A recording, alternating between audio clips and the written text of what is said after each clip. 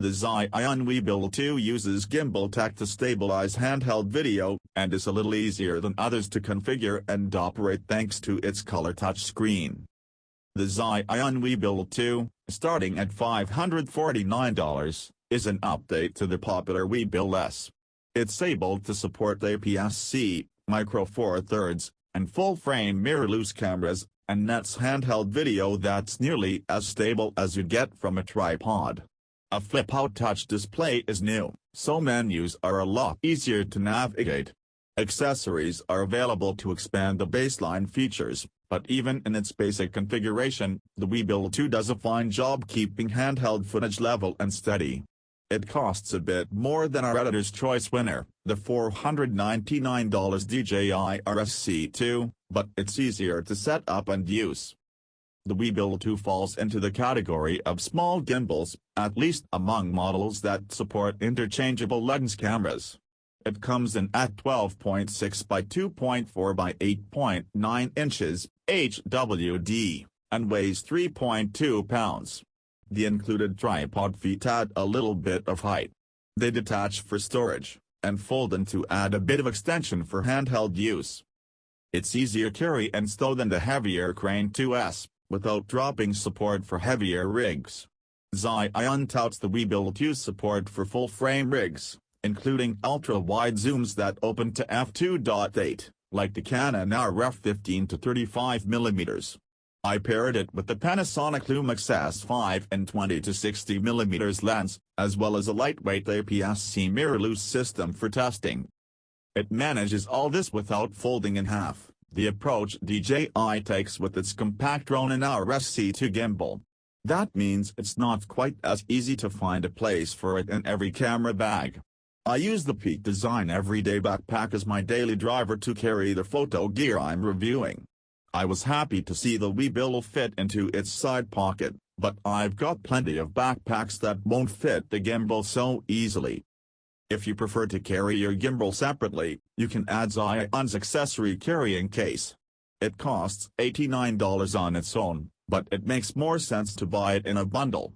The Weebill 2 combo comes in at $649 and includes the case and a quick-release sling grip for low-angle use, available separately for $59. It's contoured to fit your hand, and a better solution for low-to-the-ground footage than using a set of folding feet. The Pro Edition, which we received for evaluation, includes everything in the combo, plus a follow-focus motor and a wireless video transmission kit. Adding the transmission kit opens up some welcome features, including the ability to view video from your camera on the Weebill 2's LCD and to use the gimbal to keep the lens pointed at a particular subject.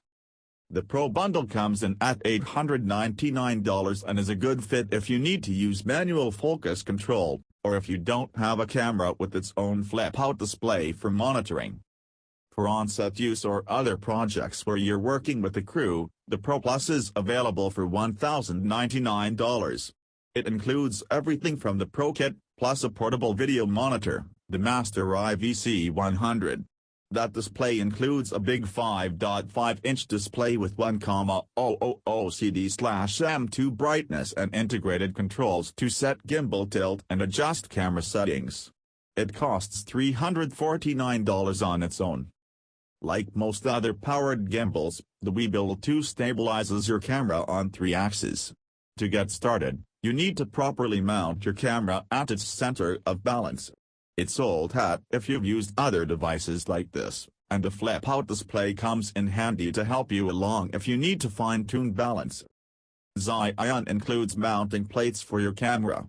I use the small riser and a long base plate for the Lumix S5. You can get away with just the base plate if you're using a lens that doesn't extend past the bottom of your camera, but I need it for this configuration. They attach using screws, a lightweight hex tool is included. It's not quite as convenient as the thumb screws you get with the DJI Ronin RSC2, but the tighter fit you get with installation tools makes the Zhiyun plates less prone to slip. I recommend swapping out the provided Allen wrench with a nicer one, or a decent flathead screwdriver for the best experience. The plate slides into the main mounting point on the gimbal. It includes a distance scale, a visual aid to help you get it balanced. You'll want to get it centered there first. Move the plate back and forth until the camera stays still in place on its own. Once that's set, lock the lever in place, tilt the camera straight up, and repeat the process on the vertical mounting arm. Once you've got those two set, you can repeat the process along the roll axis. When all three are set properly, you can leave the camera pointed in any direction and it will stay in place, even with the gimbal powered down. Each axis has a lock switch, too. If you're having trouble, the on-screen display comes in handy. It shows visual indicators to let you know where the system is out of balance, and lets you fine-tune calibration along any axis. Be aware that Zhiyun has stuck with its own mounting plate system here. It's possible to swap plates between the Weebill 2 and other Zhiyun gimbals. If you use tripods or other supports with dovetail or Swiss plates, consider the DJI RSC2 instead. Its mounting plates comply to the standard. When the gimbal is set up properly, footage from your camera has a smooth, steady look. Vloggers can record walk and talk footage and concentrate on content, not holding the camera perfectly. For cinema projects, long handheld takes, like the famous Copacabana sequence from Goodfellas, can be made without a big Steadicam rig. Most gimbals put the thumbstick and other camera controls on the handle, so they can be operated with the same hand that's supporting the system.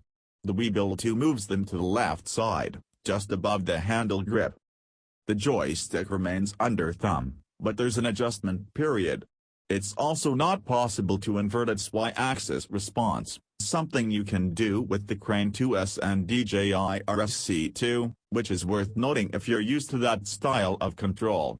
I had a lot more trouble getting used to dealing with the Y-axis than with the side-mounted control. It's joined by a record button, a toggle switch to swap between the three main stabilization modes, pan follow, low follow, and a flexible control wheel. With our Lumix S5, the wheel was able to set aperture, shutter speed, and focus lenses with support for electronic control. The power button is there too, next to a light strip that gives a visual indication of the charge level. A percentage is shown on the LCD, too. The button is a little hard to reach if the display is open, and requires a long press to turn the gimbal on or off. It can also be used to put the motors to sleep, helpful if you're taking a break or get in a situation where the motors are struggling, typically a result of a poorly balanced rig. The Weebill 2 supports USB camera control for the mainstream mirrorless brands, including Blackmagic, Canon, Nikon, Olympus, Panasonic, Sigma, and Sony. Its control port is USB-C, and cables for cameras that use micro-USB and USB-C are included. The LCD opens up additional functions. The gimbal can be set to move during time-lapse sequences, and it can also spin around for 360-degree rotating shots, the vortex effect, or you can lock the roll axis to get more dramatic point-of-view shots in go mode. There's also a trigger button. At the front of the handle, a double tape recenters the gimbal and levels out the horizon. Zhiyun has skipped swappable batteries here. Its Crane 2S has some appeal for long days on location thanks to removable cells, but with the Weebill 2 you're limited to charging via USB-C. High-power chargers are supported for quicker replenishment, and the gimbal can run from USB power, too. Zhiyun estimates 9 hours per charge, and while that's not as ambitious as the 14 hours DJI promises its RSC2 can run, it's more video than most of us will want to record in a day. The Zhiyun Weebill 2 is an appealing stabilization system for cinematographers and vloggers using mirrorless camera systems. It has enough power to support full-frame camera systems, but doesn't feel oversized if you're using Micro Four Thirds or APS-C equipment.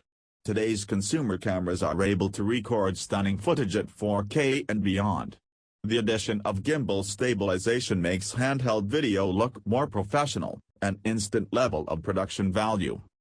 Results are solid. The gimbal proved easy to set up and balance. Its flip-out LCD is appealing to video creators getting started with stabilizers. It introduces some visual help, both for setup and to swap between camera modes. We also like the rear mounting point for the low-angle handle. If you love making low-angle shots, the accessory grip is a worthwhile add-on.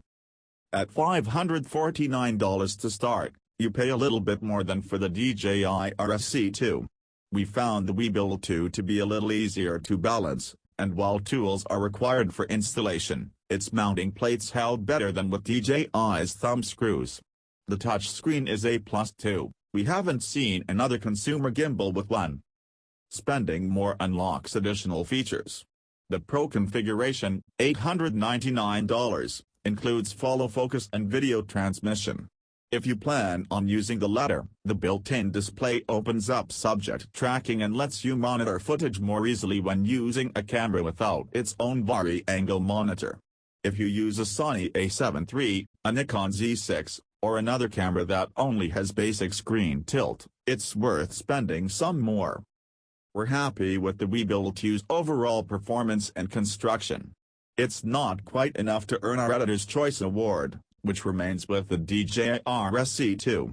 The small, folding Ronin series gimbal costs less to start, and can be had in a similar Pro kit with follow focus and wireless video transmission for $739.